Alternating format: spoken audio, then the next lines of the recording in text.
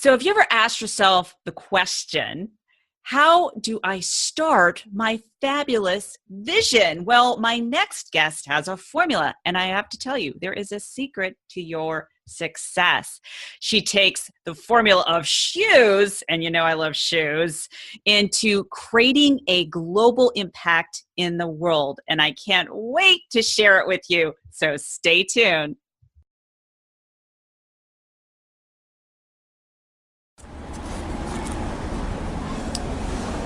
Frankie Lee, dimmi, qual è senso della vita? The meaning of life is to live la dolce vita, which is the formula for fabulous living. Hi, my name is Heather Picken, and welcome to the La Dolce Vita Show, the formula for fabulous living. I'm the catalyst in helping you to be more confident, create your dream business, and attract elite clients and live a fabulous life. Here's Heather helping you to upgrade your life to fabulous. Upgrade your life to fabulous. Right, Frankie? You're fabulous.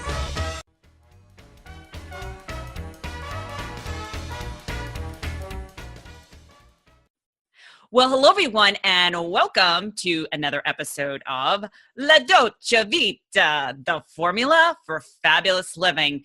And I love my fabulous guest today, and she's going to be talking about the formula on how to start your inspired mission, vision, and purpose. And my guest, welcome, Afshan Abbas, and I hope I pronounced your name correctly.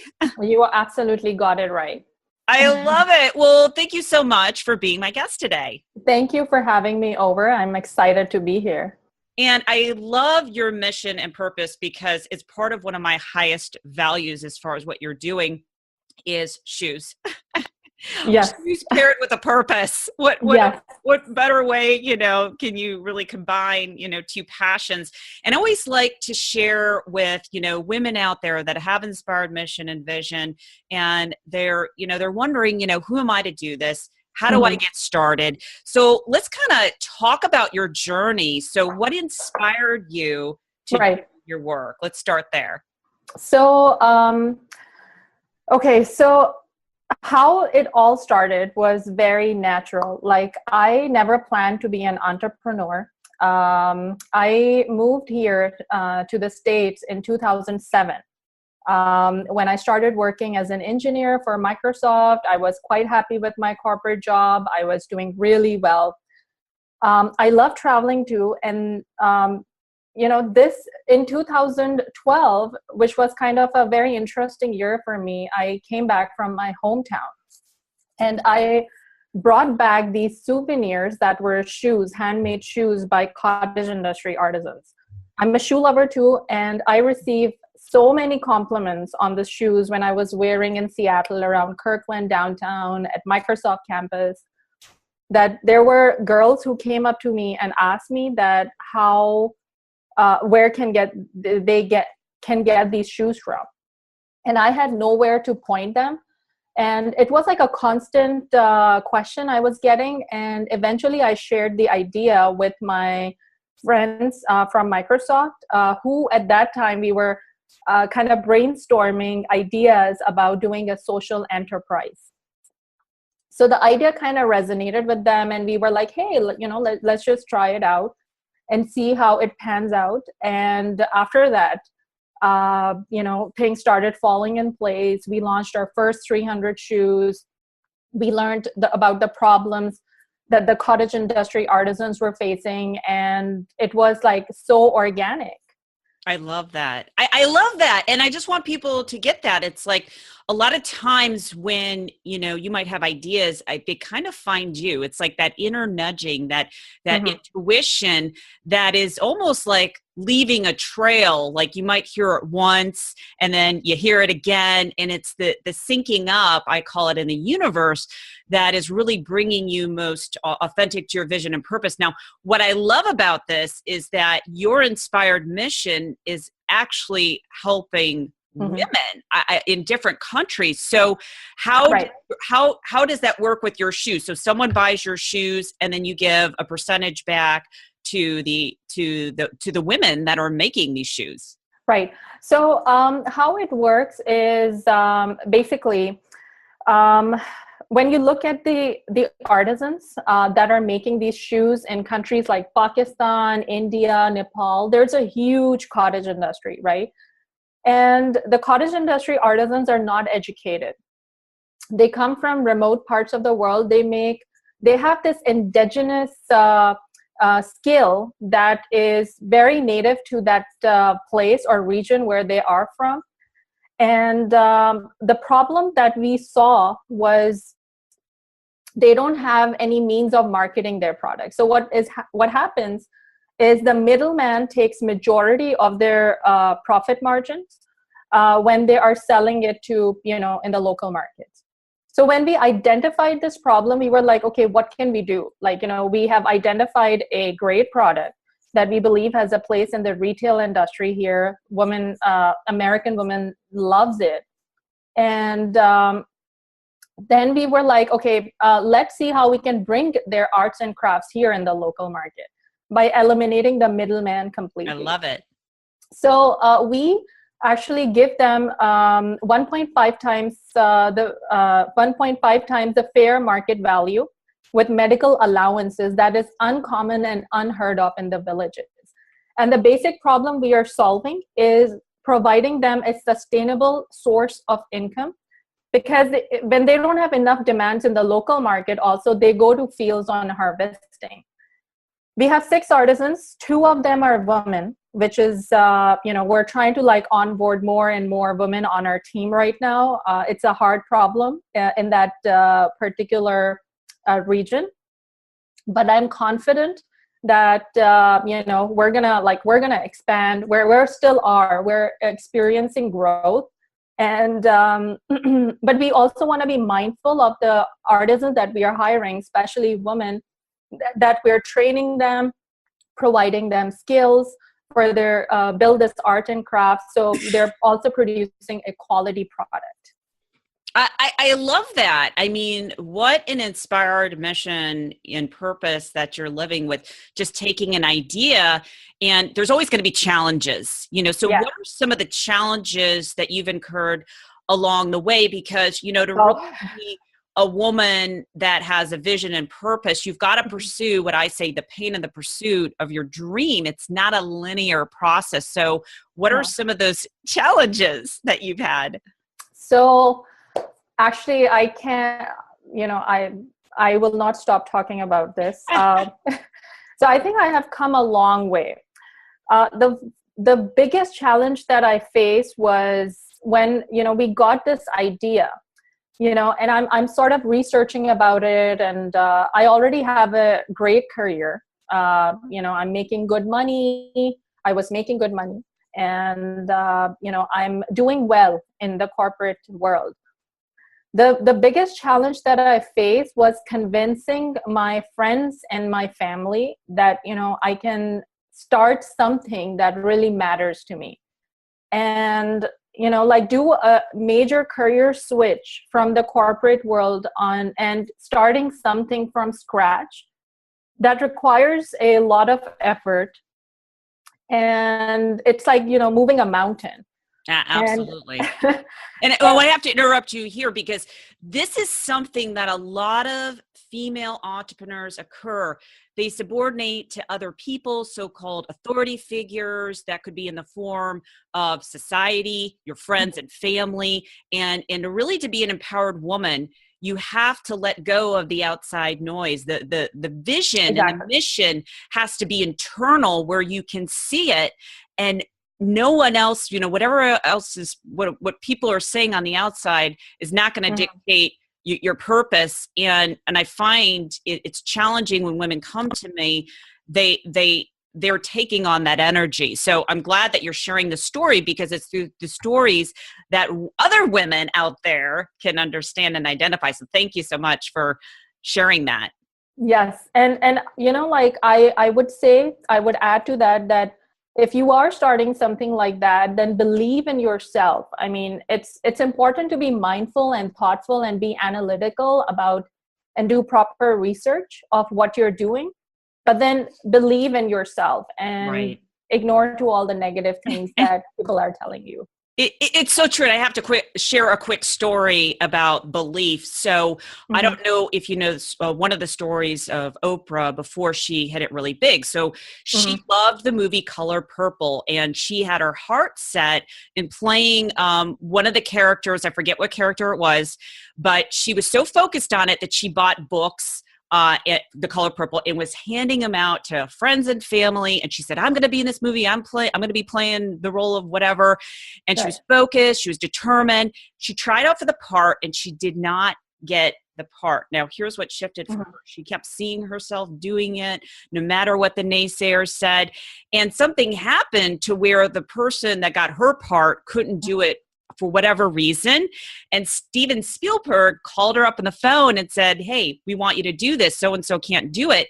And I love when she shares that story because she talks about the power of belief. No matter what is happening in your outer world, you've got to dictate it in your inner world. So I love that you're sharing that with everyone. Yes. And by the way, like, you know, all these people, like my friends and family, now strongly believe in my idea, who were completely opposing me initially. So now I have converted all of them. I love it.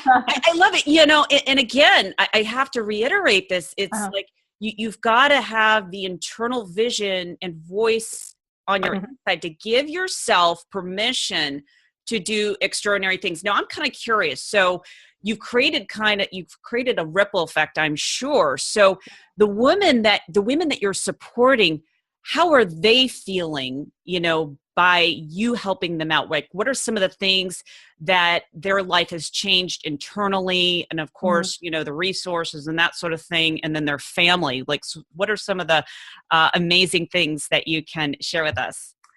So I think for our women artisans, the biggest thing that first, a little bit of background. Our shoes are made in villages in remote parts of Pakistan, where women in general do not have a lot of opportunity. They might go on fields for harvesting. And what we have changed for them in particular is, you know, providing them opportunity and making them feel valued about their arts and crafts.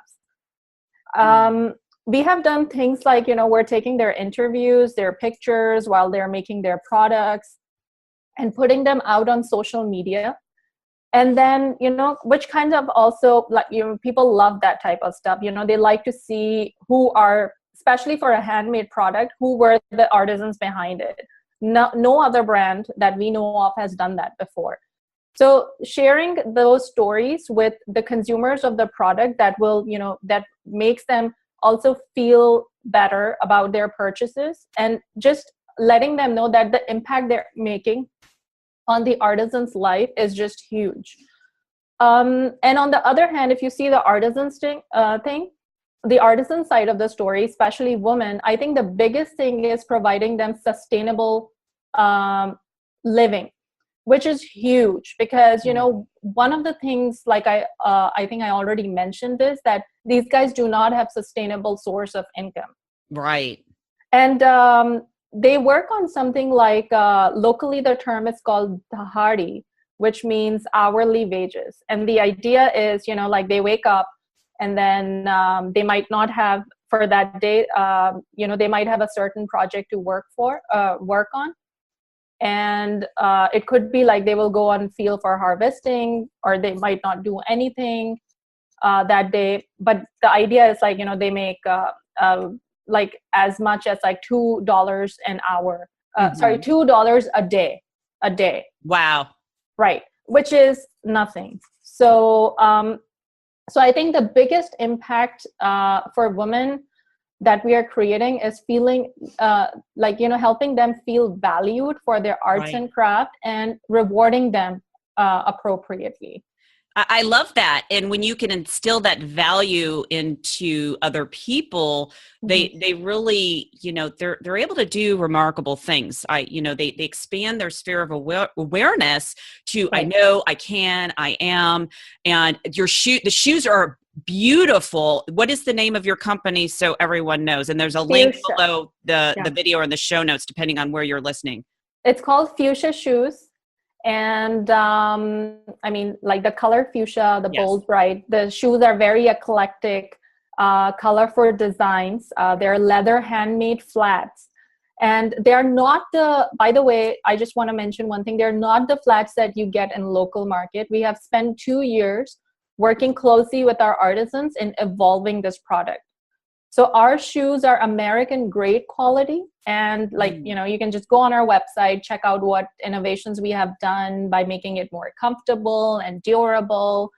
And above all, it's handmade. Like it comes purely from artisans, 3 days and over 30 steps to create one pair of shoes. I love it. And I am encouraging everyone that's watching this or listening to go ahead and click on, either the podcast or video below and contribute to a worthy cause. I just think it's extraordinary. You don't have any chance have a pair that you can show people. I mean, right now. I actually have it. Oh, it's great. Right here.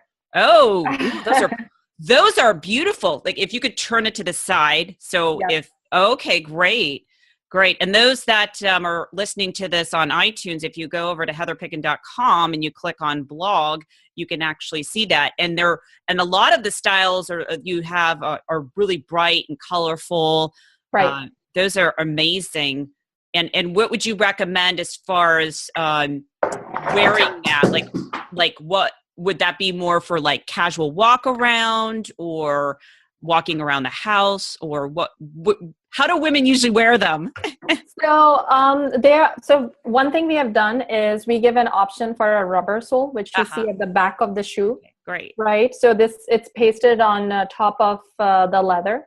So we do both options. We do a leather outsole and then we do a rubber sole. So the idea is that you wear them in-house. If you're doing leather soles, you have to protect it from water, the leather soles, because the leather gets damaged. But for rubber sole, you can wear it outside, and that's what makes that's what makes the shoe more durable. Also, there's no left and right in these shoes. And basically, once you start wearing them, we do like standard US sizes. Once you start wearing them, they conform to your feet, and they make the most comfortable shoe you will have in your wardrobe. So. I love it. Stylish. And of course, it's giving back to women. So give us an idea of one pair of shoes, what that can do for one of the females that is making the shoes, like one pair of shoes. Right. So one pair of shoes. Okay. So basically what happens is we pay the artisans on a product, let's say they're making one pair of shoes, right? So in one day, or let's say in one day, they're producing 5 or 6 pair of shoes. So for women artisans, mainly, they do the embroidery, this part of the shoe, like the embroidery part. Gorgeous. And they can produce up to 5 uppers in a day. Nice. 5 uppers in a day. And we purchase these uppers in bulk from them by paying them 1.5 times more than the fair market value. How it's locally available, what the market value is. Mm-hmm. And the impact again is we keep them busy. They have a sustainable living. Because we're doing 300 shoes every month and we are planning to grow. The impact is also, we're providing them medical benefits. I think I mentioned that. And it, the most importantly, they feel empowered. They can, provide a sustainable living for their children. They can send them to schools and they can feel as valued as men in that society. I love it. I am so inspired. I just think it's incredible. I really want to talk about, I know we've been talking about the mindset, but I want to take it a step further. So when you started on your journey, obviously you had the outside voices saying, are you crazy? Who are you to do this? What was the internal dialogue for you that kept you going to pursue something worthy? So I think, so when I started this, I didn't do anything as crazy. Like, okay, I'm like one day I woke up, I quit my job and I was like, okay, I'm going to do this. So I actually got involved running this company part-time.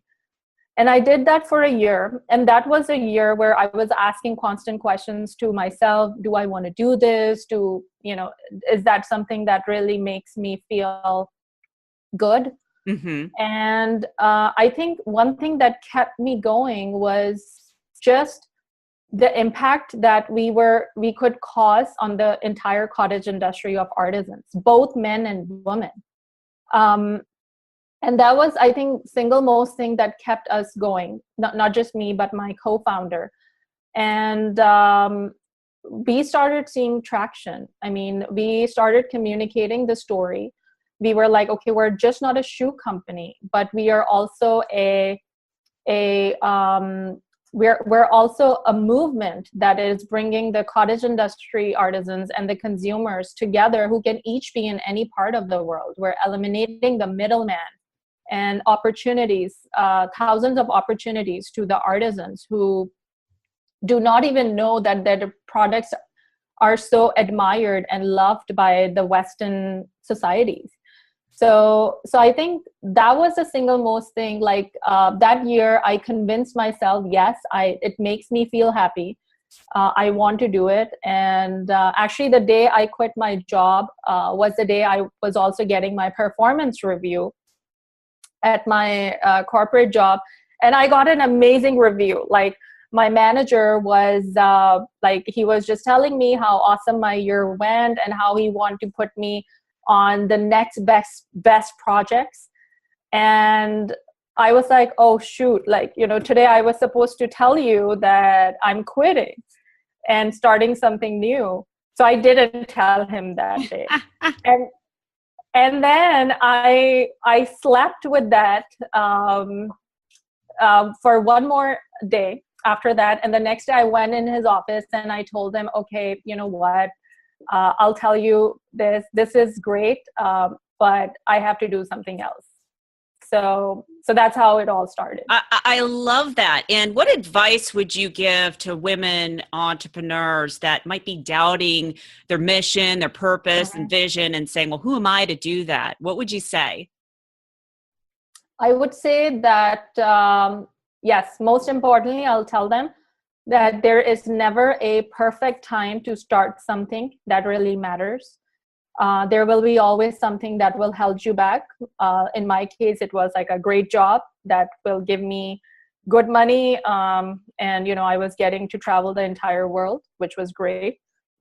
The other thing I will tell them is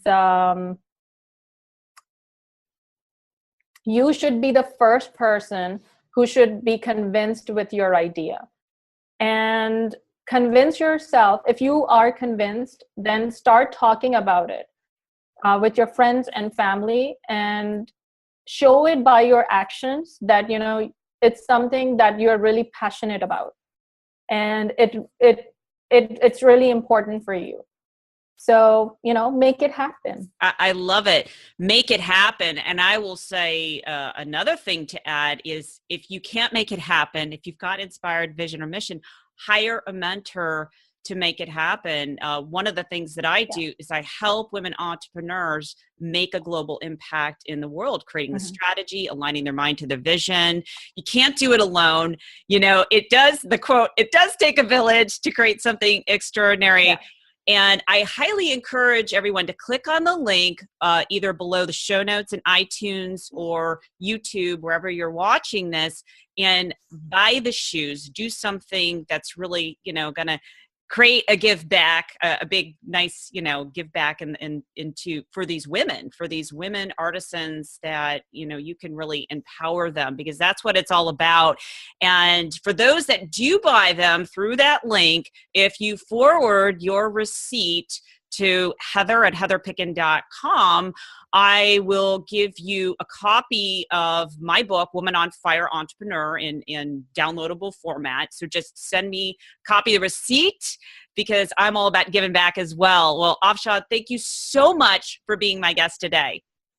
Thank you, Heather. It was lovely to be here. Thank you for having me over. My pleasure. And I just want to leave my last words of inspiration to everyone out there that you might be doubting yourself, giving up on your dreams and subordinating to other people, that if you just ask empowering questions, how can I make this work? What are the next steps that I need to do? What do I need to believe about myself to make this happen? And you, my friend, can do extraordinary things. Until next time, this is Heather Picken. Take care. So if you found this show to be fabulous, please share with your fabulous friends, rate, review, and subscribe on YouTube and iTunes. And I'll make sure I take a beatbox lesson, right? Or give my little chihuahua a bone.